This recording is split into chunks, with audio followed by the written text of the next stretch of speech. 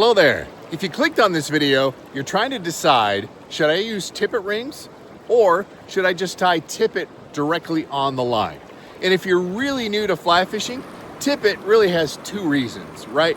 It's there to extend a tapered leader, and also for droppers, that's why you have tippet in your fly bag. A tapered leader starts thick and ends in tippet.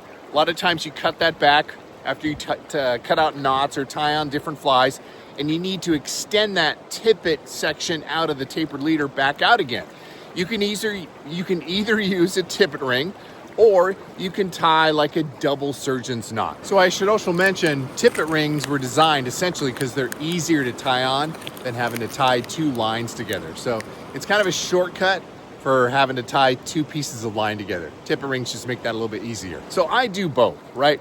If I'm fishing streamers and I'm not super concerned about the presentation part of it, and I'm way back on the thicker portion of that tapered leader, I'm gonna tie on a ring, and then I'm gonna tie on like a 2X tippet, 4 or 5 feet right up to the end of that ring. Now, the downside of doing that, it does create a hinge point, a very loose hinge point in the line.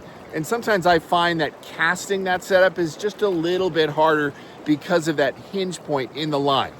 A lot of times I will use, and especially if presentation is a key component, I will just tie on, or I'll just tie a piece of tippet on using a double surgeon's knot. So you can decide for yourself what's gonna work best for you. Use a tippet ring if that's easier. Oh, pro tip for you. When you're tying on the rings, don't take them off that little clasp that they come on. Tie the tippet ring on when it's on that clasp, and then once it's tied on, then you can take it off the clasp. And remember, choose the last one in line, otherwise you're gonna have a problem. But trying to tie on a tippet ring just using your fingers in the line, so tie it when it's still on that little clasp and then take it off and it's already attached to the line. So there's a little pro tip for you. The other downside is if you're using dry flies, especially light dry flies, remember you're tying on a piece of metal to your line. So that is going to have a tendency to sink, and that point might sink and start dragging down your fly. And that is why we talked about presentation, right? It might not be the best idea if you're trying to fish with delicate dry flies.